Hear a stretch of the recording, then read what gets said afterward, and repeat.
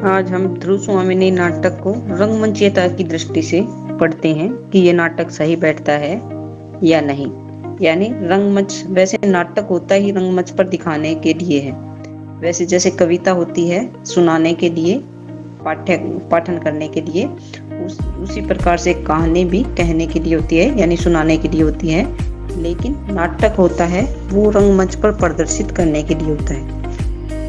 तो ध्रुव स्वामिनी नाटक में क्या वो सारे गुण हैं जो एक नाटक में होने चाहिए, जिसको रंगमंच पर मंचित करने में जो जो गुण या जो विशेषताएं होती है वो सारी विशेषताएं है या नहीं।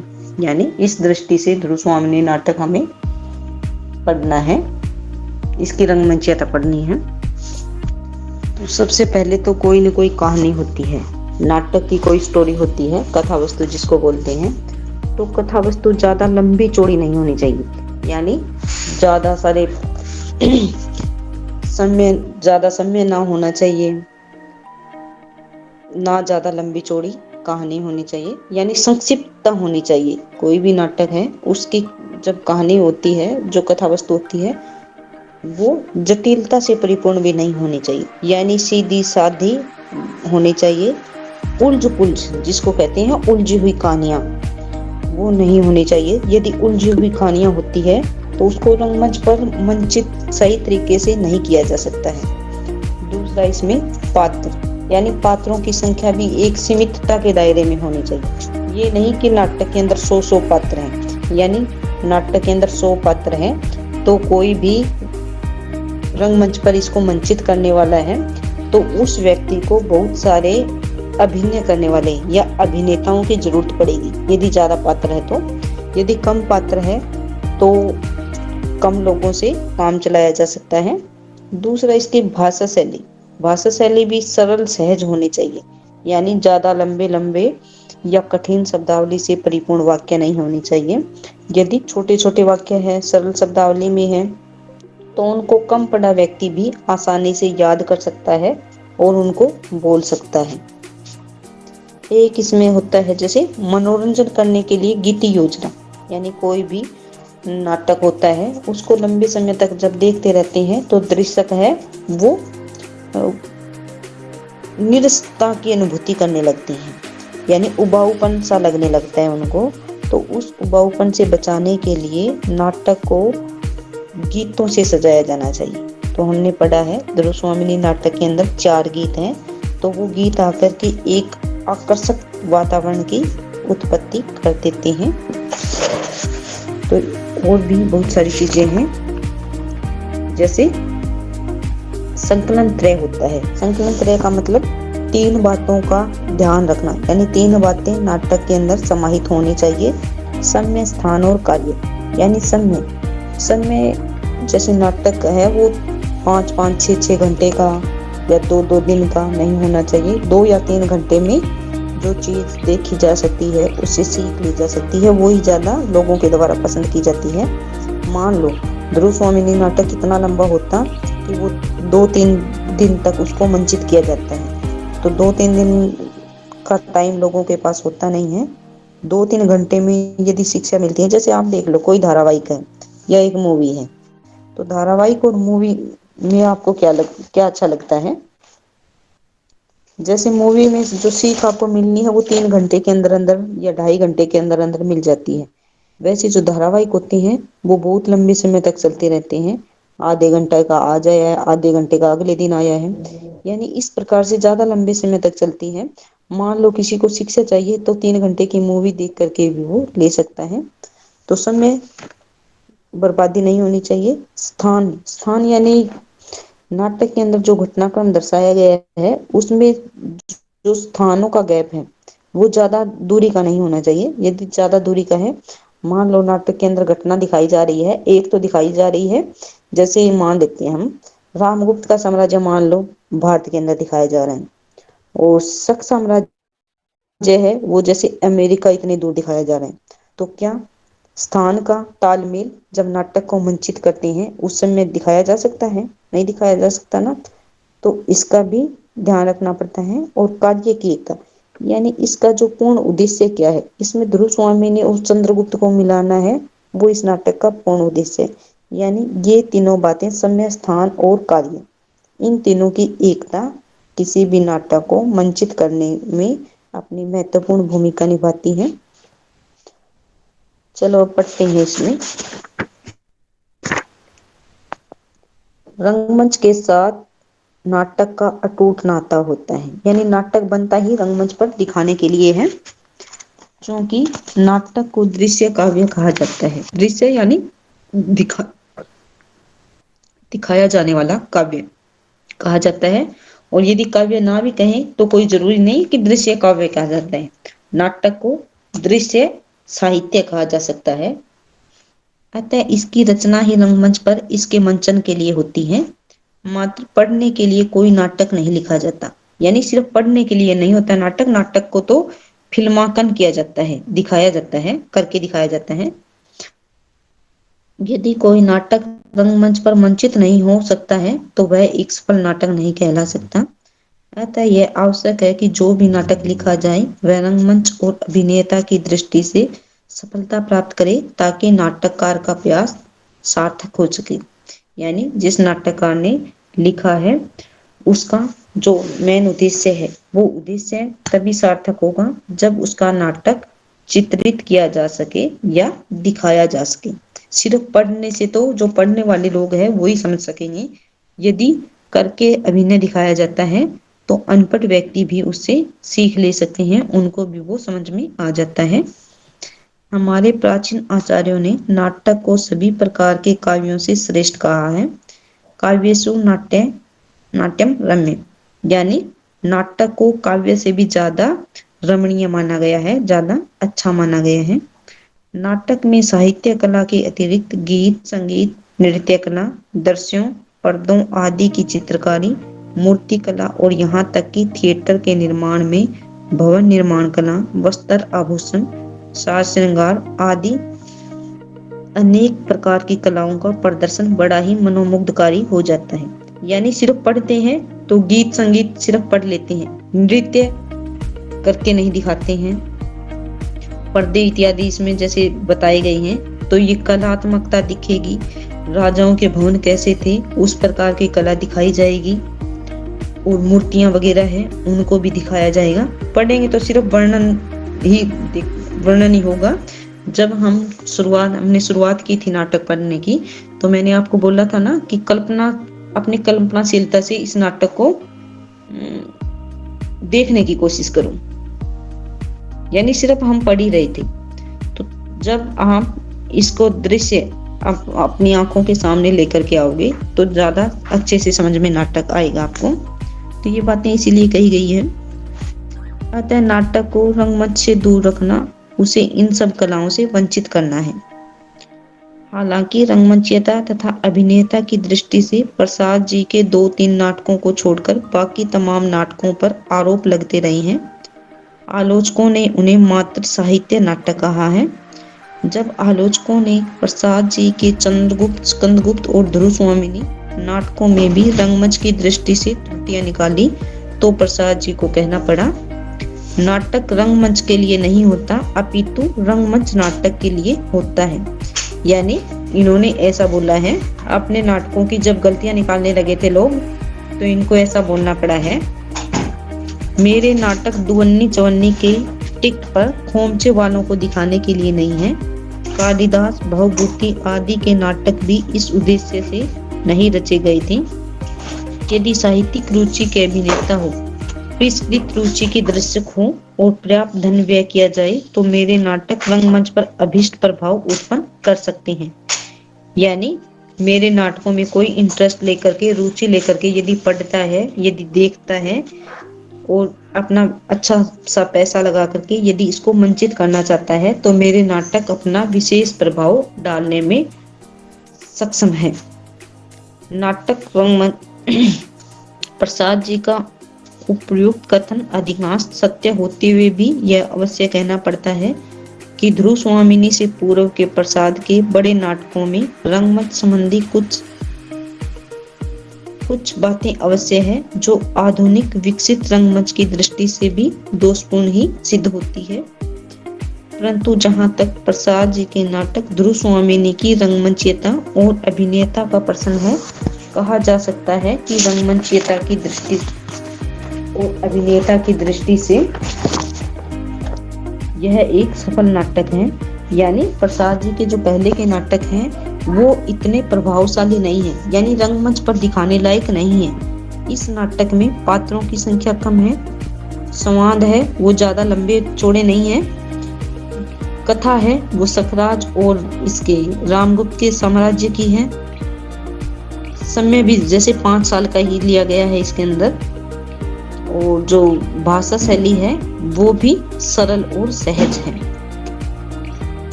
तो इससे पहले के जो नाटक थे उनके अंदर कुछ कमियां रही है, लेकिन ये नाटक जो ध्रुव स्वामिनी नाटक है वो उन सब कमियों को दूर रख करके बनाया गया है। रंगमंचीयता और अभिनेता की दृष्टि से किसी नाटक को सफल बनाने वाले तत्व, जिसमें नाटक की अवधि व कथा वस्तु, पात्रों की संख्या, संकलन तरह, संवादों की भूमिका, रंग संकेत, गीत योजना व भाषा शैली की कसौटी पर जब हम इस नाटक को कसकर देखते हैं तो स्वतः ही स्पष्ट हो जाता है कि रंगमंचीयता एवं अभिनेता की दृष्टि से यह सफल नाटक है। इन तत्वों के आधार पर हम देख सकते हैं कि क्या ध्रुव स्वामिनी नाटक रंगमंचीयता की दृष्टि से सही है या नहीं है। नंबर 1 है नाटक की अवधि व कथावस्तु, यानी नाटक की अवधि ज्यादा लंबी नहीं है, यानी 5 साल के समय को सिर्फ 2 या 3 घंटे में दर्शाया गया है, और कथा वस्तु भी ज्यादा उलझी पुलझी नहीं है, जैसे सकराज के शिविर की और रामगुप्त के शिविर की। ये सिर्फ 2 ही स्थान हैं जो नाटक में वर्णित किए गए हैं। ध्रुव स्वामिनी नाटक 3 अंकों में विभाजित प्रसाद जी का संभव सबसे छोटा नाटक है।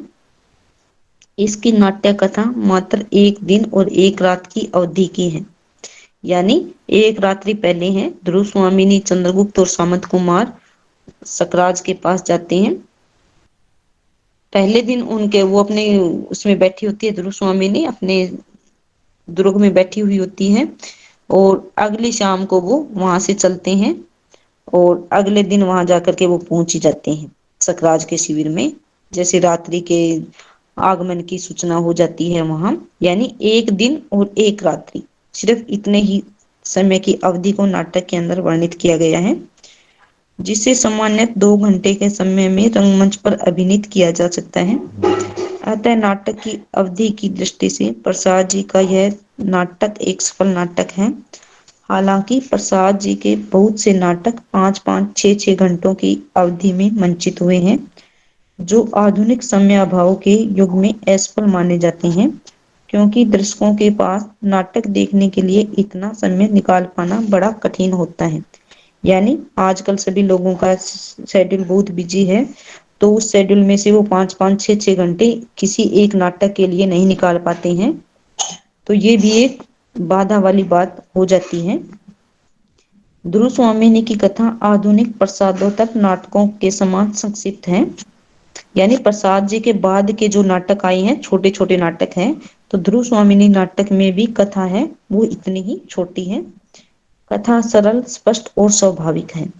इसमें प्रासंगिक कथाओं का घटाघोट नहीं है, यानी ज्यादा कथाएं हैं इसके अंदर, उलझी हुई नहीं है।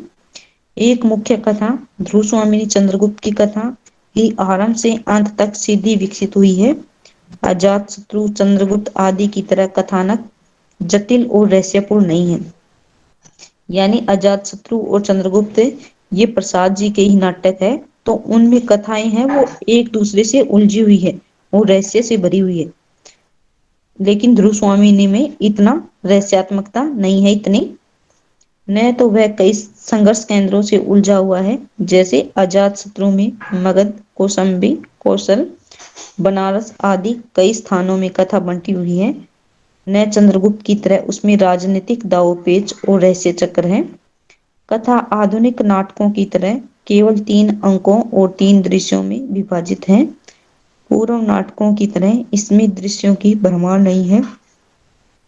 अतः कहा जा सकता है कि कथा वस्तु की सरलता व रोचकता की दृष्टि से भी यह एक सफल रंगमंचीय नाटक है।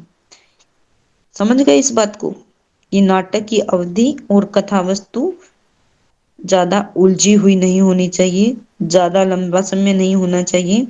यदि ज्यादा लंबा समय होगा और कथा उलझी होगी तो दर्शकों को या पाठकों को नहीं, हमें यहाँ पर दर्शक देखने हैं क्योंकि रंगमंचयता की दृष्टि से देख रहे हैं, तो दर्शकों के लिए इतना समय निकाल पाना और कथा को समझ पाना बहुत मुश्किल हो जाता है। लेकिन ध्रुव स्वामिनी नाटक है वो इन सभी यानी नाटक अवधि को लेकर के और कथा वस्तु को लेकर के सही और सटीक बैठता है। अगला है पात्रों की संख्या, यानी किसी भी नाटक को जब हम रंगमंच पर मंचित करते हैं तो ज्यादा पात्रों की संख्या नहीं होनी चाहिए। यदि पात्रों की संख्या ज्यादा होगी तो कोई भी मंचित करने वाला व्यक्ति है जो निर्देशक है तो उसको बहुत सारे लोगों की आवश्यकता पड़ेगी अपने नाटकों में अभिनय करवाने के लिए, नाटक में अभिनय करवाने के लिए। लेकिन जहां पर थोड़े पात्र होते हैं तो वहां पर मान लो 8-10 व्यक्ति ही है हमारे ध्रुवस्वामिनी नाटक में, तो 8-10 व्यक्ति यदि इकट्ठे हो जाते हैं तो भी इस नाटक को मंचित किया जा सकता है। प्राय नाटक के सफल मंचन अथवा अभिनय के लिए उसमें पात्रों की संख्या का सीमित होना आवश्यक माना जाता है। इस दृष्टि से ध्रुवस्वामिनी एक सफल नाटक है क्योंकि इस नाटक में प्रसाद के पूर्व के नाटकों की भांति पात्रों की भीड़ का दोष नहीं है। नाटक में कुल 8-9 पात्र क्रमश ध्रुवस्वामिनी, चंद्रगुप्त, रामगुप्त, सकराज, शिखर स्वामी, खिंगिल, मिहिरदेव, पुरोहित, कोमा व खड्गधारिणी आदि ही है। नाटक देखते समय दर्शक इन पात्रों से भली भांति परिचित हो जाता है तथा काफी लंबे अंतराल के बाद भी किसी पात्र को भूलता नहीं है। इन सभी पात्रों में से ध्रुवस्वामिनी, चंद्रगुप्त, रामगुप्त, सकराज व कोमा आदि पात्रों के चरित्र चित्रण में प्रसाद जी को विशेष सफलता प्राप्त हुई है, यानी इनको ज्यादा केंद्रित किया गया है नाटक के अंदर। ध्रुवस्वामिनी को, चंद्रगुप्त को, रामगुप्त को, सकराज, कोमा को, तो इनके चरित्र चित्रण में प्रसाद जी ने अपना विशेष योगदान तो क्या विशेष ध्यान दिया है इनकी तरफ। तो पात्रों की संख्या की दृष्टि से भी ध्रुवस्वामिनी नाटक सफल नाटक है। संकलन त्रय, यानी 3 बातों का सम्मिलन होना जरूरी होता है नाटक के अंदर, जैसे समय का, स्थान का और कार्य का। जैसे समय है, इसमें ज्यादा लंबा नहीं लिया गया है। वैसे तो गुप्त साम्राज्य का जो 5 साल का समय है वो लिया गया है, लेकिन 5 साल के समय को 2 या 3 घंटे के अंदर चित्रित किया जा सकता है। स्थान है वो भी ज्यादा दूरी वाले नहीं है, सकराज का शिविर है और इसका रामगुप्त का शिविर है। और कार्य है वो सिर्फ और सिर्फ ये है ध्रुवस्वामिनी को चंद्रगुप्त से मिलाने के लिए ये सारी बातें करवाई जा रही है। इस नाटक में संकलन त्रय का सफल निर्वाह भी इसे सफल अभिनय नाटक सिद्ध करता है। समय की अवधि बहुत ही कम है, घटना स्थल भी अधिक नहीं है, केवल 2 है। एक रामगुप्त का शिविर, दूसरा सकराज का शिविर। नाटक के आरंभ से अंत तक कार्य व्यापार की भी एकता है, यानी कार्य व्यापार यही है कि ध्रुवस्वामिनी और चंद्रगुप्त को ही एक दूसरे से मिलाने के लिए या ध्रुवस्वामिनी को अपने अधिकार प्राप्त करने के लिए ही ये नाटक जयशंकर प्रसाद जी ने रचा है। अगला है संवादों की भूमिका। संवाद होता है आपसी वार्तालाप, यानी नाटक में एक पात्र दूसरे पात्र से बोलता है, दूसरा फिर उसका उत्तर देता है, तो ये संवादात्मक होता है, संवादात्मक शैली होती है। नाटक संवाद आधारित ही होता है, अतः नाटक की रंगमंचयता अथवा अभिनेता की सफलता में संवादों की भूमिका अत्यंत महत्वपूर्ण होती है। ध्रुवस्वामिनी नाटक के संवाद अत्यंत संक्षिप्त, रोचक, कथा को गति प्रदान करने वाले तथा पात्रों का चरित्र चित्रण करने वाले हैं। संवाद छोटे तथा रोचक होने के कारण रंगमंच पर अभिनय करने वाले पात्र के लिए बड़ी आसानी होती है, यानी ज्यादा लंबे लंबे वार्तालाप नहीं है, छोटे ही वार्तालाप हैं, वाक्य छोटे ही प्रयोग किए गए हैं। वह आसानी से अपने संवादों को न केवल याद कर लेता है अपितु रंगमंच पर बिना किसी झिझक या भूल जाने के भय से उन्हें बोल भी देता है। जैसे सकराज, मैं किसको रानी समझूं, रूप का ऐसा तीव्र आलोक नहीं, मैंने कभी नहीं देखा, इसमें कौन ध्रुव स्वामिनी है। तो फिर ध्रुव स्वामिनी बोलती है आगे बढ़कर, यह मैं आ गई हूं। चंद्रगुप्त हंसकर, सकराज को तुम धोखा नहीं दे सकती हो। ध्रुव स्वामिनी कौन है, यह एक अंधा भी बता सकता है। ध्रुव स्वामिनी आश्चर्य से, चंद्रे तुमको क्या हो गया है, यहाँ आने पर तुम्हारी इच्छा रानी बनने की तो नहीं हो गई है, क्या मुझे सकराज से बचा लेने के लिए यह तुम्हारी स्वामी भक्ति है। सकराज फिर उनको देख करके चकित हो जाता है। कहने का मतलब संवाद इतने छोटे छोटे और संक्षिप्त है कि दर्शक सुनते ही इनको आसानी से समझ लेता है।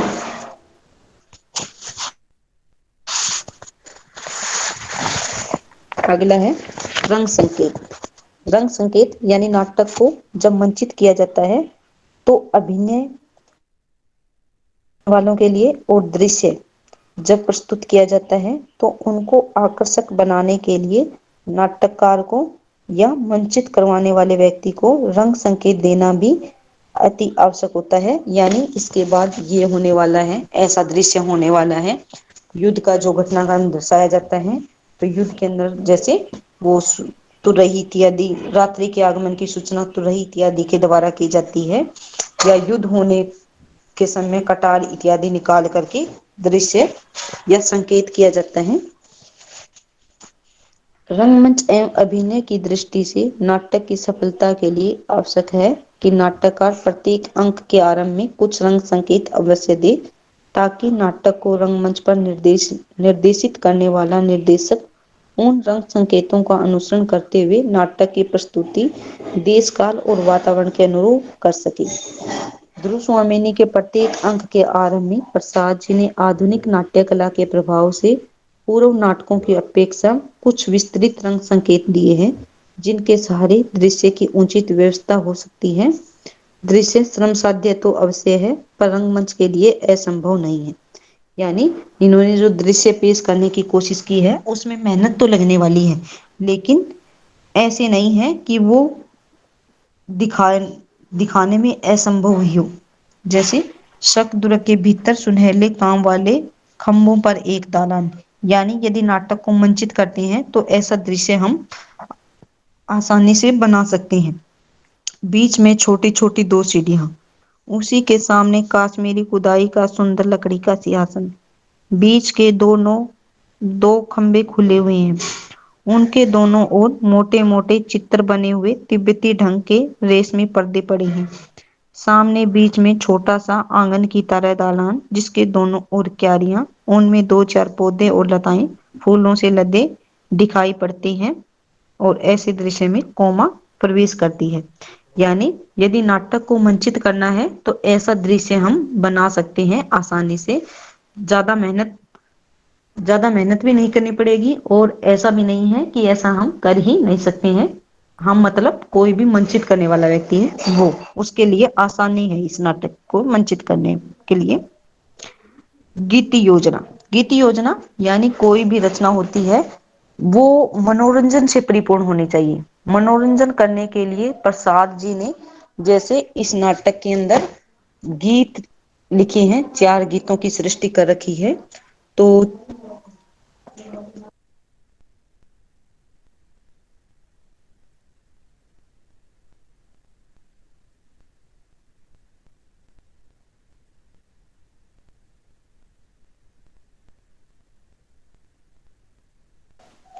Hello, yes ma'am. आवाज नहीं आई थी ना मेरे बीच में। हाँ, मैं आपको बता रही थी गीति योजना यानी गीतों की सृष्टि इन्होंने की है। जैसे हमने पढ़ा है नाटक के अंदर 4 गीत आए हैं, तो कोई भी रचना है जैसे नीरस ना लगे, उस निरसता को दूर करने के लिए प्रसाद जी ने इस नाटक के अंदर 4 गीतों की भी सृष्टि कर रखी है, जिससे रचना आकर्षक लगी। वैसे तो आधुनिक नाटकों में गीतों की योजना रंगमंच और अभिनेता की दृष्टि से आवश्यक नहीं मानी जाती है तथा प्राय आधुनिक नाटककार अपने नाटकों में गीतों की योजना नहीं करती, परंतु प्रसाद युगीन नाटकों में गीतों की योजना प्राय आवश्यक मानी जाती थी। हालांकि प्रसाद के अधिकांश नाटकों में गीतों की योजना अनावश्यक रूप से अधिक होती थी, जिसमें मंचन में निर्देशक को काफी बाधाओं का सामना करना पड़ता था। वो यह जैसे संतुलन रखना जरूरी है। यदि ज्यादा गीत होंगे तो भी समस्या पैदा कर सकते हैं। यानी ज्यादा गीत होंगे तो मान लो एक गीत 2 या 3 मिनट में तो 3 मिनट तो लेगा दिखाने में, तो समय अवधि ज्यादा बढ़ जाएगी और उसको जैसे नृत्य करने वाले लोगों की भी ज्यादा आवश्यकता पड़ जाएगी। उनका जो साज श्रृंगार करना है उनकी भी ज्यादा खर्चा पड़ जाएगा। तो ज्यादा भी नहीं होने चाहिए, एक संतुलन सा बना हुआ होना चाहिए। तो प्रसाद जी ने ध्रुव नाटक में कुल 4 ही गीत लिए हैं, परंतु इस नाटक में प्रसाद जी ने कुल 4 गीत रखे हैं।